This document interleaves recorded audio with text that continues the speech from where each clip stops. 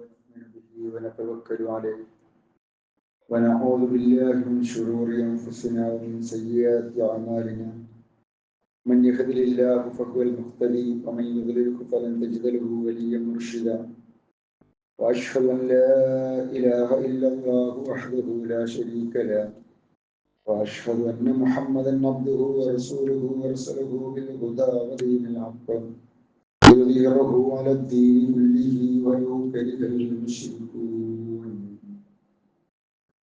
اللهم صل على محمد وعلى آل محمد كما صليت على إبراهيم وعلى آل إبراهيم إنك حميد مجيد. اللهم بارك على محمد وعلى آل محمد كما باركت على إبراهيم وعلى آل إبراهيم إنك حميد مجيد.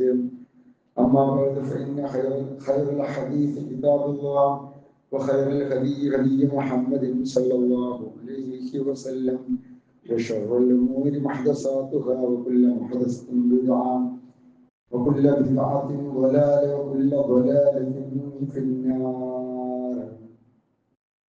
أيها الناس اتقوا الله حق تقاته ولا تموتن إلا وأنتم مسلمون. أعوذ بالله من الشيطان الرجيم. بسم الله الرحمن الرحيم. وذكر فإن الذكرى تنفع المؤمنين. വിശ്വാസികളെ അല്ലാഹുവിന്റെ വിധി വിലക്കുകൾ കൃത്യമായി ജീവിതത്തിൽ പകർത്തി ജീവിക്കുവാനും വിശ്വാസിയായി ജീവിച്ച് ഈമാനോടെ മരിക്കുവാനും പരിശ്രമിക്കണമേ എന്ന് എന്നെയും നിങ്ങളെയും ഓർമ്മിക്കുകയാണ്. കരുണാവാരിധിയായ നാഥൻ അവന് ഭയപ്പെട്ട് ജീവിക്കുന്ന മുത്തഖീങ്ങളായ ദാസന്മാരുടെ കൂട്ടത്തിൽ നമ്മെ അവരെയും ഉൾപ്പെടുത്തി അനുഗ്രഹിക്കുമാറാകട്ടെ. ഓരോ കാര്യങ്ങൾക്കും ഓരോ ദിനങ്ങൾ മാറ്റിവെക്കപ്പെട്ട ഒരു കാലഘട്ടത്തിലാണ് നമ്മൾ ജീവിക്കുന്നത്. ഇന്നത്തെ ദിനത്തിനുമുണ്ട് അത്രേ ഒരു പ്രത്യേകത. ഇസ്ലാമിക സംസ്കാരവുമായിട്ടൊന്നും അതിന് യാതൊരു ബന്ധവും ഇല്ല എങ്കിലും മുസ്ലിങ്ങളായ നമ്മുടെ ഇളം തലമുറക്കാർ ഏറെക്കുറെ അതിൻ്റെയും പിന്നാലെയാണ് ഉള്ളത്.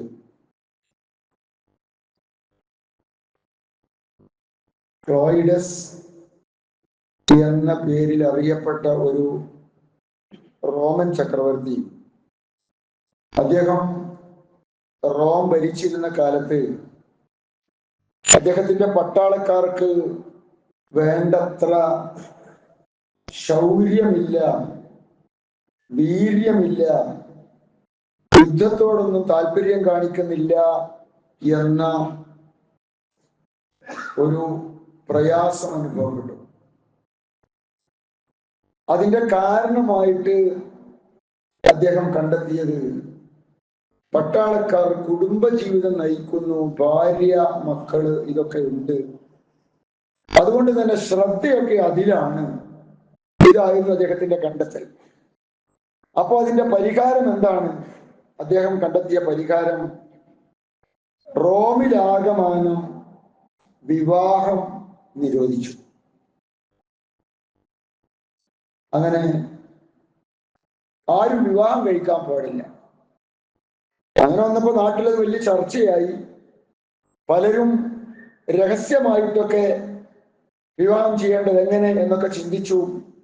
അങ്ങനെ ഇരിക്കെ അവിടുത്തെ ഒരു ബിഷപ്പ്, ക്രിസ്ത്യൻ പാതിരി, അദ്ദേഹത്തിന്റെ പേര് വാലന്റൈൻ എന്നായിരുന്നു. അദ്ദേഹം സ്വകാര്യമായിട്ട് സ്നേഹിക്കുന്നവരെ തമ്മിൽ വിവാഹം ചെയ്തു കൊടുക്കുക എന്ന ഉത്തരവാദിത്തം ഏറ്റെടുത്തു. ഇങ്ങനെ സ്വകാര്യമായിട്ട് കുറെ വിവാഹങ്ങൾ നടന്നപ്പോ സ്വാഭാവികമായിട്ടും അത് പരസ്യമായി. രാജാവിന്റെ കാതിലും ഈ വിവരമെത്തി. രാജാവ് വാലന്റൈൻ എന്ന് പറയുന്ന ഈ ക്രൈസ്തവ പാതിരിയെ, ബിഷപ്പിനെ പിടിച്ച് അറസ്റ്റ് ചെയ്ത് ജയിലിലടച്ചു. ജയിലിന്റെ കാവൽക്കാരൻ ജയിലിലേക്ക് വരുമ്പോൾ അദ്ദേഹത്തിന്റെ മകളെയും കൂട്ടിയിട്ട് വരുമായിരുന്നു. ഈ മകളുമായി പരിചയപ്പെട്ട ബിഷപ്പ് അദ്ദേഹത്തിന്റെ മകളുമായി പ്രണയത്തിലായി. പ്രണയത്തിലായപ്പോ ഇത് വലിയ ഇഷ്യൂ ആയി.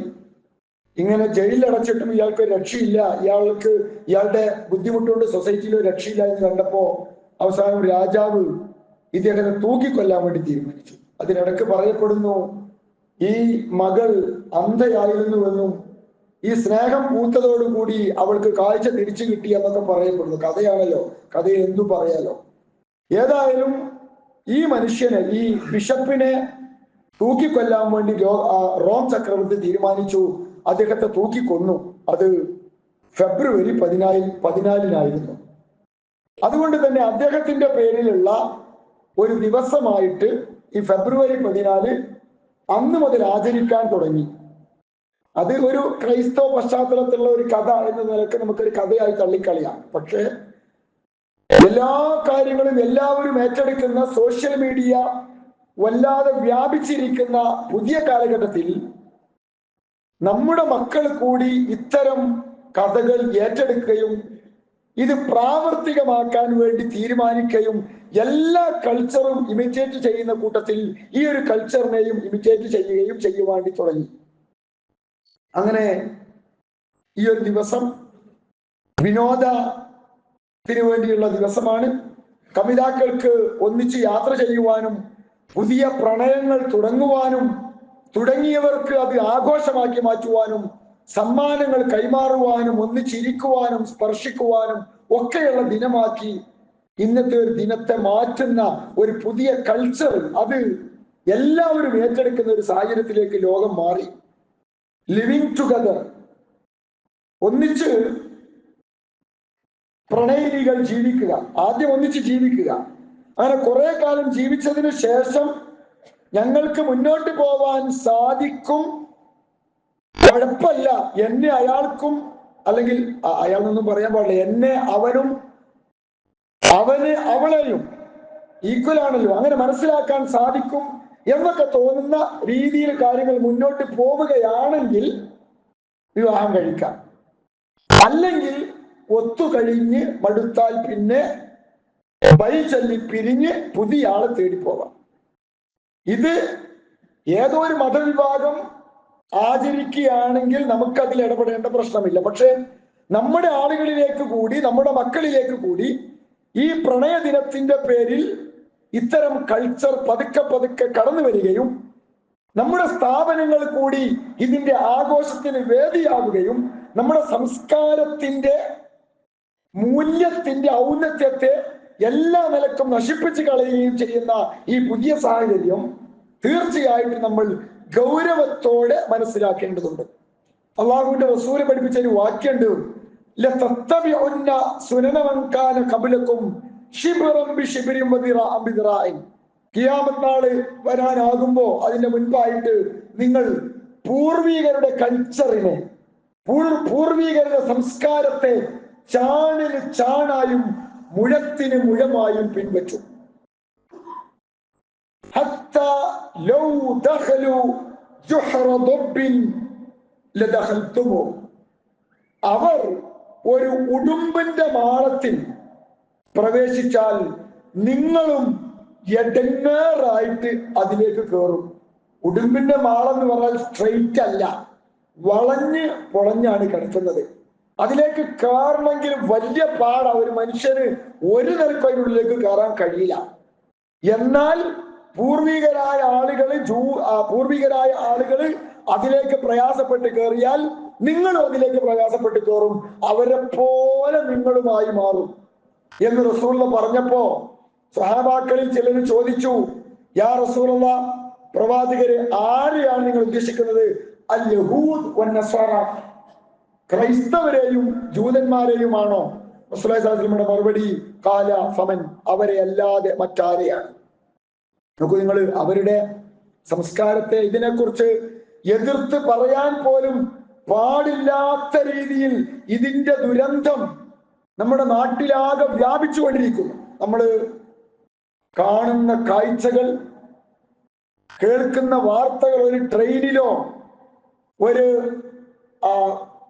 ട്രെയിനിൽ യാത്ര ചെയ്യേണ്ടി വന്നാൽ കോഴിക്കോട് നിന്ന് മംഗലാപുരത്തേക്കോ തിരിച്ചങ്ങോട്ട് എറണാകുളത്തേക്കോ യാത്ര ചെയ്യേണ്ടി വന്നാൽ മഫ്ത ധരിച്ച് ഒരു പക്ഷെ പർദ്ദയും ഇട്ട് വരുന്ന നമ്മുടെ മുസ്ലിം കുട്ടികൾ ട്രെയിനിൽ കയറിയാൽ കാട്ടിക്കൂട്ടുന്നത്, ഒരു പാർക്കിലേക്കോ ഒരു ബീച്ചിലേക്കോ ചെന്നാൽ കാണേണ്ടി വരുന്ന ദുരന്തപൂർണമായ കാഴ്ചകൾ, ഇത് അവസാനം ഈ ഒരു ദിനത്തിൽ പ്രത്യേകമായ രീതിയിൽ ആചാരങ്ങൾ, ആഘോഷങ്ങൾ സംഘടിപ്പിക്കുകയും അങ്ങനെ ഓരോരുത്തർക്കും ഓരോരുത്തരെ തെരഞ്ഞെടുക്കുകയും, അത് അങ്ങനൊന്നുമില്ല, ഞങ്ങൾ ജസ്റ്റ് ഫ്രണ്ട്ഷിപ്പേ ഉള്ളൂ, അങ്ങനെയാണ് പലരും പറയാ.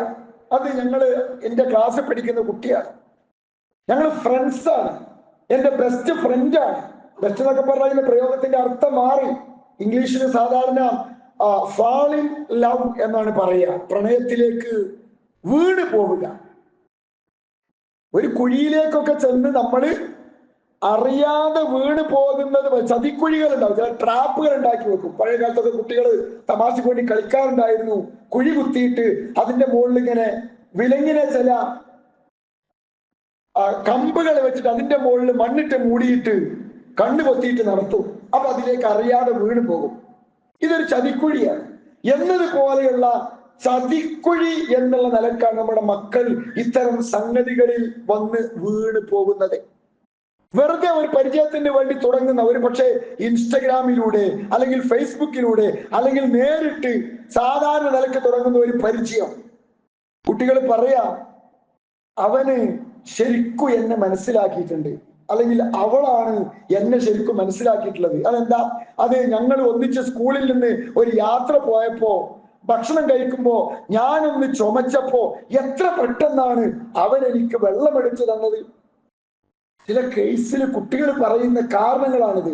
എന്റെ ചെരുപ്പ് പൊട്ടിയപ്പോ പൊട്ടാത്ത ചെരുപ്പുമായിട്ട് അവൻ ഓടി. എവിടേക്ക്? ഒരു ചെരുപ്പ് വിൽക്കുന്ന കടയിലേക്ക്. എനിക്ക് വേണ്ടി അവൻ ഒരു ചെരുപ്പ് വാങ്ങി തന്നു. ഞാൻ എന്ത് ചെയ്യണം എന്നറിയാതെ കുടുങ്ങി നിൽക്കുമ്പോ എന്നെ മനസ്സിലാക്കിയത് അവനാണ്.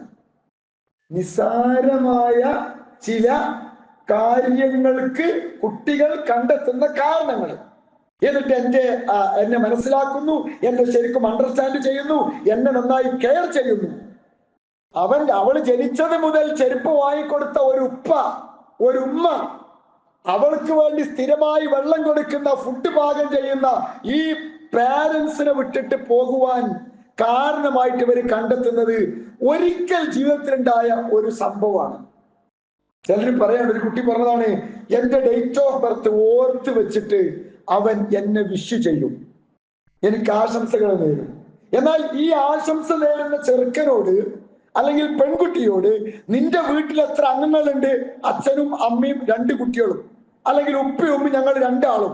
ഇവരിൽ എല്ലാവരുടെയും ഡേറ്റ് ഓഫ് ബർത്ത് നിനക്കറിയോ? അതറിയില്ല. എന്നാൽ ഇവളുടേത്, ഇവന്റേത് ഇവർ പരസ്പരം ഓർത്തു വെച്ചിരിക്കുന്നു. കാരണം എന്താ? ഇവർക്കറിയാം എങ്ങനെയാണ് ഒരു കുട്ടിയെ വലവീശി പിടിക്കേണ്ടത്. എന്നിട്ട് ഇങ്ങനെ ഒരു നിസ്സാര സംഭവം ഉണ്ടാകുമ്പോ അത് വലിയ കാര്യങ്ങളായിട്ട്, എന്നെ കെയർ ചെയ്യുന്നു, എന്നെ അവനാണ് ഏറ്റവും കൂടുതൽ നന്നായി മനസ്സിലാക്കിയത്, അല്ലെങ്കിൽ അവളാണ് മനസ്സിലാക്കിയത് എന്ന് പറഞ്ഞ് അതിന്റെ പേരിൽ ആരംഭിക്കുന്ന പ്രണയത്തിന് പിന്നെ സംഭവിക്കുന്ന ദുരന്തങ്ങൾ. രക്ഷിതാക്കൾക്ക് ഇന്ന് സമാധാനത്തോടെ ആശ്വാസത്തോടെ ആൺകുട്ടിയെയോ പെൺകുട്ടിയെയോ ഒരു ക്യാമ്പസിലേക്ക്, കലാലയത്തിലേക്ക് പറഞ്ഞയക്കാൻ പറ്റാത്ത അവസ്ഥ. നെഞ്ചിൽ തീയാണ്. ഓള് തിരിച്ചു വരുമോ സമയത്തിന്? എന്താണ് ഓന്റെ ഹാല്? ആരുമായിട്ടാണ് ബന്ധം? നമ്മൾ കേൾക്കുന്ന വാർത്തകൾ പണ്ടൊന്നും ഒരു പക്ഷെ നമ്മുടെ ഒന്നും ചെറുപ്പത്തില് ചിന്തിക്കാൻ പോലും സാധിക്കാത്ത കാര്യങ്ങളാണ് ഇന്ന് സൊസൈറ്റിയിൽ സംഭവിച്ചുകൊണ്ടിരിക്കുന്നത്. പേടിക്കണം. 9 വയസ്സുകാരി പെൺകുട്ടി ഗർഭിണിയാവുന്ന കാലഘട്ടം, 14 വയസ്സുള്ള ഒരു ചെറുപ്പക്കാരെന്ന് പറയുന്ന ഒരു പയ്യൻ അതിന് ഉത്തരവാദിയാവുന്ന കാലഘട്ടം. ഇതൊക്കെ നമ്മുടെ ചുറ്റും നടന്നുകൊണ്ടിരിക്കുന്നതാണ്. ഇങ്ങനെ ഒരു സാഹചര്യത്തിലേക്ക് സൊസൈറ്റി എത്തിപ്പെടുന്നത് എങ്ങനെ? ട്രാപ്പ് എന്ന് ഞാൻ പറഞ്ഞത് ശരിക്കും ചതിക്കുഴിയാണിത്. ഒരു ഗവൺമെന്റ് തലത്തിൽ ജോലി ചെയ്യുന്ന ഒരു ചെറുപ്പക്കാരൻ, അയാൾക്ക് ഒരു 38 വയസ്സുണ്ട്. ഒരു കൗൺസിലിംഗ് കേസായിട്ട് വന്നതാണ്. പഠിക്കുന്ന സമയത്ത്, ഡിഗ്രി ചെയ്യുന്ന സമയത്ത് അവൻ മറ്റൊരു കാസ്റ്റിൽപ്പെട്ടതാണ്, അവൾ മറ്റൊരു ജാതിയിൽപ്പെട്ടതാണ്. പരസ്പരം ഇഷ്ടം തോന്നി, ആ ഇഷ്ടം പങ്കുവെച്ചു. പക്ഷേ ഇന്ന് 38 വയസ്സുള്ള രണ്ടാളും ഒരു ക്ലാസ്സിലാണല്ലോ, 38 വയസ്സുള്ള ആ 2 പേർക്കും ജീവിതത്തിലേക്ക് കടക്കാൻ പറ്റിയിട്ടില്ല. 38 വയസ്സുള്ള ഒരു സഹോദരിയുടെ അല്ലെങ്കിൽ സഹോദരന്റെ ഒരു അവസ്ഥകളൊന്ന് ആലോചിച്ച് നോക്കൂ. അവർക്ക് അങ്ങനെ ജീവിക്കാൻ പറ്റുള്ളൂ. അവൻ പറയുന്നു, അവളെ ഞാൻ ഒഴിവാക്കി എന്ന് പറഞ്ഞാൽ അവൻ ഒഴിവാക്കാൻ റെഡിയാണ്. പക്ഷെ ഒഴിവാക്കി എന്ന് പറഞ്ഞാൽ അവളൊരു കടുത്ത തീരുമാനം എടുക്കും. എന്താ തീരുമാനം? സ്വയം പോയിട്ട് എന്തെങ്കിലും കടുങ്കൈ ചെയ്യും. അതോടുകൂടി അവന്റെ ലൈഫ് തീർന്നു. ഇപ്പൊ 2 പേരും എന്ത് ചെയ്യണമെന്നറിയാതെ മുന്നോട്ട് പോകുന്നു. ട്രാപ്പ്, ചതിക്കുഴി, എത്ര സംഭവങ്ങള്. ഇപ്പൊ വൈറലായിക്കൊണ്ടിരിക്കുന്ന ഒരു വാർത്ത നമ്മള് കേട്ടു. ഒരു പെൺകുട്ടി അല്ലെങ്കിൽ ഒരുത്തൻ അവന്റെ ഭാര്യയുടെ അനിയത്തിയായി കൊണ്ട് ഒളിച്ചോടും. 21 വയസ്സെങ്ങാണ്ടുള്ള ഒരു പെൺകുട്ടിയായിക്കൊണ്ട് അവൾ പറയാണ്, എനിക്ക് കാര്യങ്ങളൊക്കെ ആലോചിക്കുവാനുള്ള ശേഷി വന്നു, ഞാൻ ചേച്ചിയുടെ ഹസ്ബൻഡിനെയും കൊണ്ട് പോവുകയാണ്, അവര് വേണമെങ്കിൽ എപ്പോഴെങ്കിലുമൊക്കെ വന്ന് കണ്ടോട്ടെ, വേറെ ആരും ഞങ്ങൾ അന്വേഷിച്ച് വരണ്ട, എനിക്കത് ആലോചിച്ച് തീരുമാനിക്കുവാനുള്ള പക്വത എത്തിയിരിക്കുന്നു എന്ന് പറഞ്ഞ് നാട് വിടുന്ന ഒരു ചെറുപ്പക്കാരനല്ല, 46, 48, 19 വയസ്സിന്റെ അടുത്ത് അയാൾക്ക് പ്രായമുണ്ട്. എന്നാൽ ഇവളൊരു 19 വയസ്സുള്ള ഒരു പെൺകുട്ടിയും. എന്നിട്ട് ഇവളുടെ കയ്യിലുള്ള ഇവളുടെ ശമ്പളത്തിന് വേണ്ടി കാത്തിരിക്കുന്നു. ഇവളുടെ മൊബൈൽ വിട്ടിട്ട് ഇവര് പോയിട്ട് റൂം എടുക്കുന്നു. സാധാരണ ഒരു പ്രണയത്തിന് കിട്ടുന്ന ഒരു ആയുസുണ്ട്. പക്ഷേ 24 മണിക്കൂർ കഴിഞ്ഞപ്പോ ആ വിരുദ്ധൻ അവളെ ഇട്ടേച്ച് പോവുകയും ചെയ്തു. അവളുടെ ലൈഫ് തീർന്നു. ഒന്നല്ല, എത്രയോ സംഭവങ്ങൾ. ഈ അടുത്ത് വന്ന മറ്റൊരു വാർത്ത, ഒരു ഗെറ്റ് ടുഗദർ എന്ന് പറഞ്ഞാൽ 10ാം ക്ലാസ്സുകാരോ അല്ലെങ്കിൽ ഡിഗ്രിക്കാരോ ഒക്കെ ഒരുമിച്ച് കൂടുന്ന ചില ക്ലാസ്മേറ്റിന്റെ സംഗമങ്ങൾ. അങ്ങനെ സംഗമത്തിന് സംഗമിച്ചപ്പോ ഒരുത്തന് തന്റെ പഴയ കൂട്ടുകാരിയെ കിട്ടി. അവൾ 54 വയസ്സിട്ടുണ്ട്. അവൾക്ക് 3 മക്കളുണ്ട്. ഈ 3 മക്കളെ എത്തിച്ചിട്ട് 54 വയസ്സുള്ള ഈ സഹോദരി, ഈ പെണ്ണ്, ഇവളുടെ ക്ലാസ്സിൽ പഠിച്ച ഈ പയ്യന്റെ കൂടെ, ഈ മനുഷ്യന്റെ കൂടെ 54ാമത്തെ വയസ്സിൽ ഒളിച്ചോടുന്നു. ഈ ആഴ്ച ഉണ്ടായ സംഭവങ്ങളാണ്. നമ്മുടെ തൊട്ടടുത്ത പ്രദേശത്തുണ്ടായി. ഇപ്പോ ഇന്നലെ മിനിഞ്ഞാന്നൊക്കെ അതിന്റെ വാർത്ത വന്നുകൊണ്ടിരിക്കുന്നു. ഒരു ആൺകുട്ടിയും ഒരു പെൺകുട്ടിയും ആത്മഹത്യ ചെയ്തു. ആൺകുട്ടിക്ക് പെൺകുട്ടിയേക്കാൾ പ്രായം കുറവാണ്. അവര് സ്നേഹത്തിലായിരുന്നു അത്രേ. ഒരു 19 വയസ്സുള്ള ഒരു 19 വയസ്സുള്ള ഒരു പയ്യൻ 21 വയസ്സുള്ള തന്റെ മകളോട് പ്രണയത്തിലാണെന്ന് പറഞ്ഞാൽ ഏതൊരു രക്ഷിതാവ് എന്താ ചെയ്യുക? അതൊക്കെ നിങ്ങളുടെ ചെറുപ്പത്തിന്റെ തോന്നലാണ്. 21 വയസ്സുള്ള പെൺകുട്ടി, 19 വയസ്സുള്ള ഒരു പയ്യൻ. സ്വാഭാവികമായിട്ടും ആ പിതാവ് ആ പെൺകുട്ടിയെ സാധാരണ പോലെ കാര്യങ്ങളൊക്കെ പറഞ്ഞ് മനസ്സിലാക്കി കൊടുത്തു, കല്യാണം കഴിപ്പിച്ചു. ആർക്കും ചെയ്യാവുന്ന ഒരു സംഗതി അതേ ഉള്ളൂ. ഇവൾ വെറുതെ മനസ്സിലുണ്ടാവുന്ന ഒരു തോന്നൽ പറയുമ്പോഴേക്കും ഈ 19 വയസ്സുള്ള ഈ പയ്യനെ ഇവൻ എന്ത് ചെയ്യണം? ഇവനെ കൊണ്ട് കല്യാണം കഴിപ്പിച്ചു പിടിപ്പിക്കാൻ പറ്റുമോ? മറ്റു പ്രശ്നങ്ങളൊന്നും ഇല്ലാതെ വെക്കുക. എന്നാൽ തന്നെ എന്ത് ചെയ്യാൻ പറ്റും? ട്രാപ്പിന്റെ രൂപം, ചതിയുടെ കോലം വരുന്ന രീതിയാണിത്. രക്ഷപ്പെടാൻ ആർക്കും പറ്റുന്നില്ല. അവസാനം അവളുടെ കല്യാണം നിശ്ചയിച്ചപ്പോ അവൻ മരണത്തിന് ശ്രമം നടത്തി, ആത്മഹത്യാ ശ്രമം നടത്തി. അത് കണ്ടോടുകൂടി അവള് തീരുമാനിച്ചു, ഞാൻ ജീവിക്കണില്ല. അവള് പോയിട്ട് മരിച്ചു. പക്ഷെ അവൻ രക്ഷപ്പെട്ട് അവനെ ചികിത്സിച്ചുകൊണ്ടിരിക്കുക. ആശുപത്രിയിൽ നിന്ന് അവനെ നിരന്തരം വാച്ച് ചെയ്തിട്ടും എല്ലാരെയും പറ്റിച്ച് അവൻ പോയിട്ട് അവന് മരിച്ചു. എന്നിട്ടിപ്പോ അവൻ മരിക്കുന്നതിന് മുമ്പ് അവൻ ഇട്ടിരിക്കുന്നു, എന്താണ്, മൈ ഏഞ്ചൽ, എന്റെ മാലാഖയെ തേടി ഞാൻ പോകുന്നു. എന്നിട്ട് ഇത് ചാനലിൽ ചർച്ച ചെയ്യുന്ന ആളുകൾ പറയുന്നു സ്വർഗത്തിലേക്ക്, അവളുടെ സ്വർഗത്തിലേക്ക് അവനും പോയി. ഏത് സ്വർഗത്തേക്ക്? 2 പേരെയും കൊണ്ട് ഖബറിൽ വെച്ചു.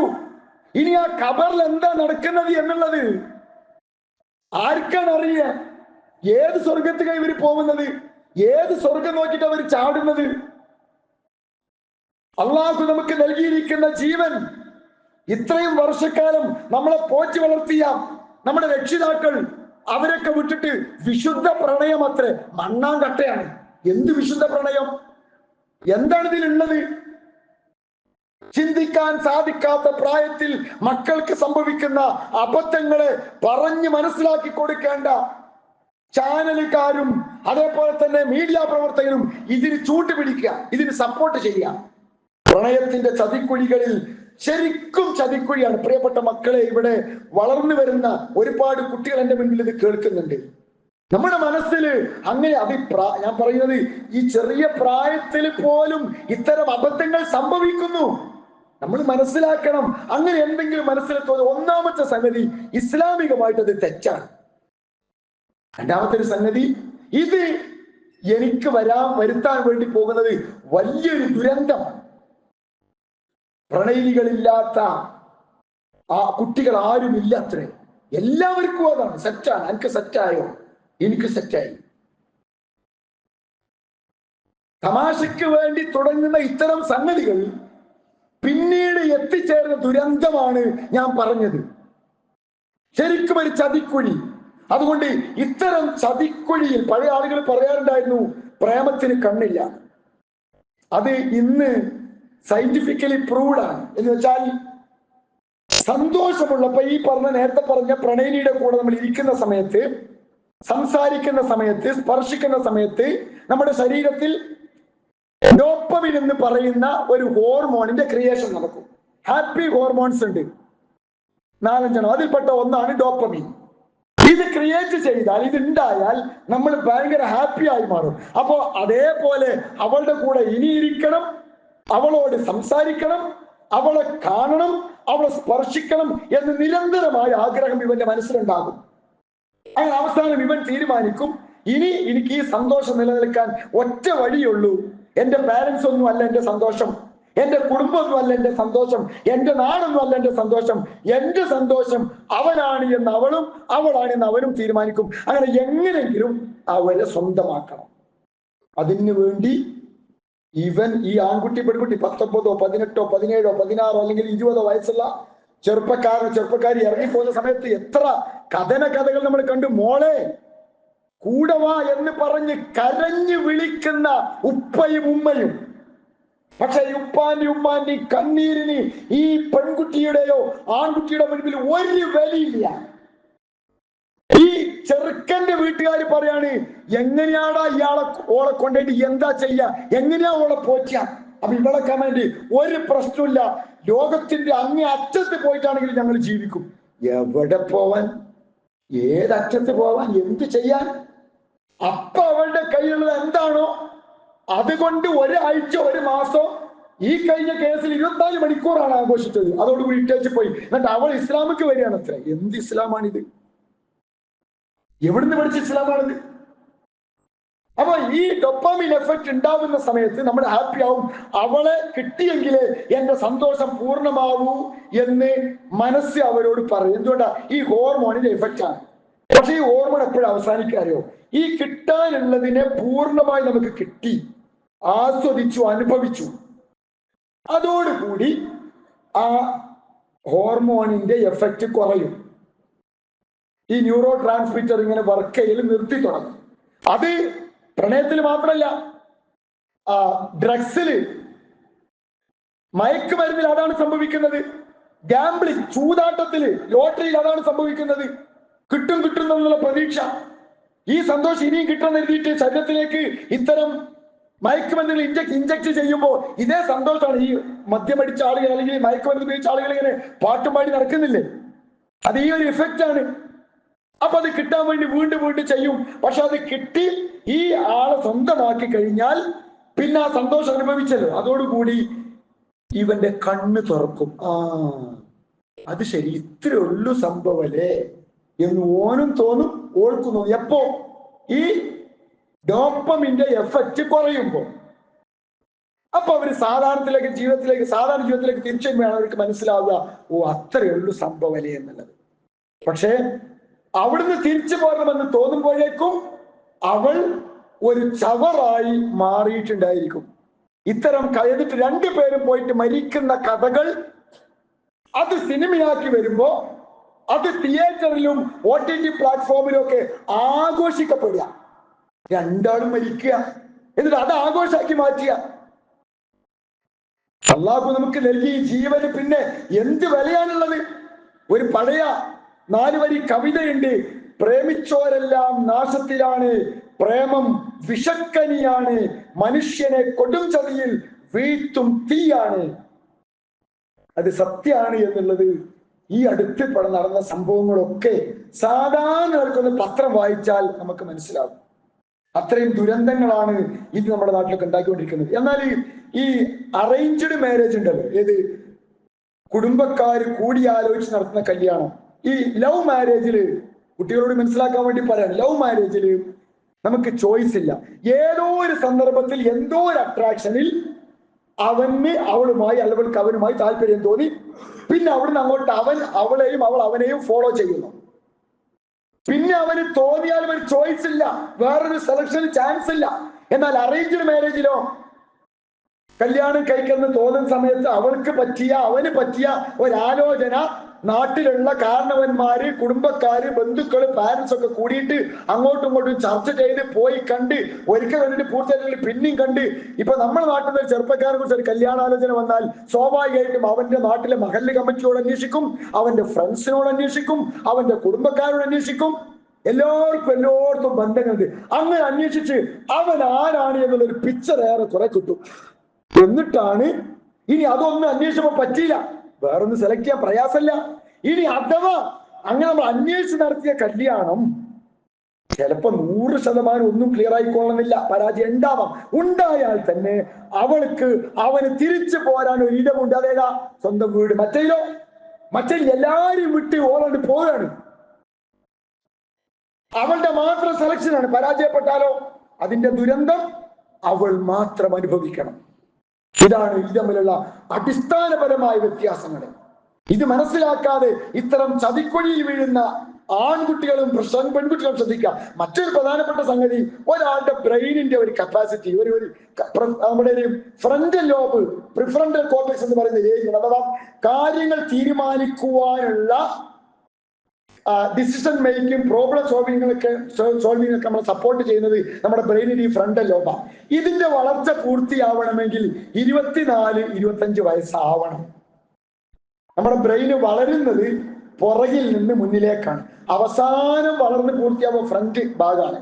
എന്നാൽ ഈ തളരുന്നതോ നശിക്കുന്നത് ഇവിടുന്ന് അങ്ങോട്ടുമാണ്.